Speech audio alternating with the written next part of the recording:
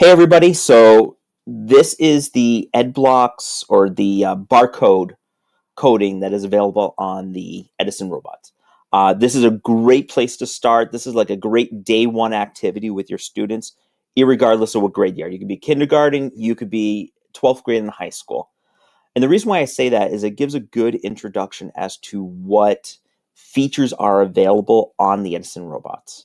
And I got to admit, I've been surprised. I've seen some students actually stay within like the sumo wrestling one and then add Legos on top of it to make it and to see if they could create a better sumo wrestler by adding on some engineering Legos to it. So you can take these different activities that are just barcode ones. So the clap controlled, create a race and something like that. So you can create activities that aren't coding, but are definitely part of engineering with the barcodes. So it's amazing to see what students can go with this. And it's something you can spend, quite a long time in if you wanted to, or you can move on quicker, but it's a great place to start. I would like everybody to at least do the first 8 lessons. I'm starting off with the Ed Blocks lesson activity kit, which you should have been able to find during the scavenger hunt of the Meet Edison website.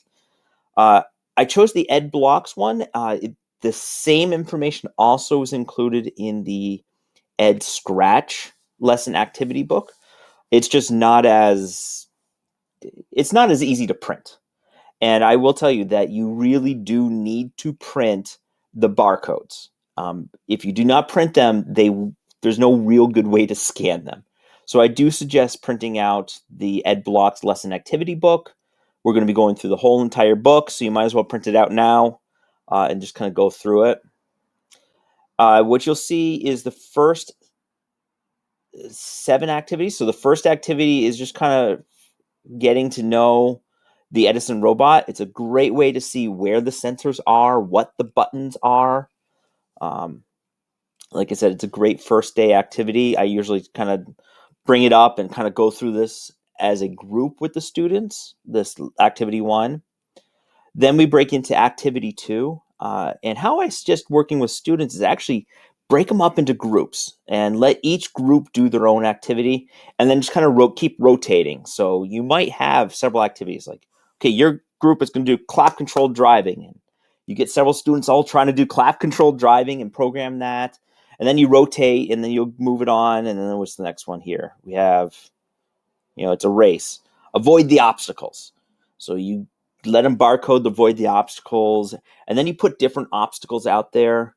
I do want to put a challenge question and is there a difference between a dark colored obstacle and a light colored obstacle and a clear obstacle? Like, can you put a glass there and does it read that? Can you put something that's a white piece of paper versus a really dark block of something? So really bringing out these questions is a great first day activity. Moving down. Yep, there's the avoid the obstacles. Follow a torch. I love that they call it a torch. Definitely, this is where a flashlight comes in handy. I've used my phone flashlight, and you get it to follow, and then you can create a little obstacle course. Maybe you can create an obstacle course they have to follow, and they have to lead it through with the light.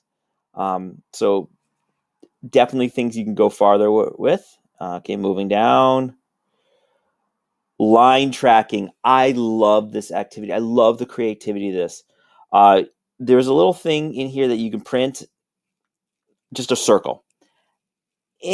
Honestly, I had so much fun watching the students or letting them do. This is where you get the big poster paper and you give them a marker and you take them to draw. And I got to put it out there. You got to learn a little bit about what type of line can be tracked. Color makes a difference. Size makes a difference. It's important for you as a teacher to go through and play with those different things and see what will work and what will not. I'm also going to pause here because I realized there's one step that I forgot. How to code these things. The instructions are written down. I'm not going to tell you them. I need you to read the instructions. I do that to the students too. I let them, that's a great learning opportunity that they can make. So they'll put it down and they'll either hit the wrong sequence. They'll like, how do I do this? They'll push their hand over. Definitely if they're readers, third grade and up, this is a great learning opportunity to actually get them to read the directions. So kind of moving down, and there's the line. Bouncing the borders is very much like the line tracking, just a slightly different. How it will handle when it sees a line. Then there's a slightly bigger thing. Sumo wrestle. Oh, this is where it really highlights the fact that the Edison robots can communicate with each other.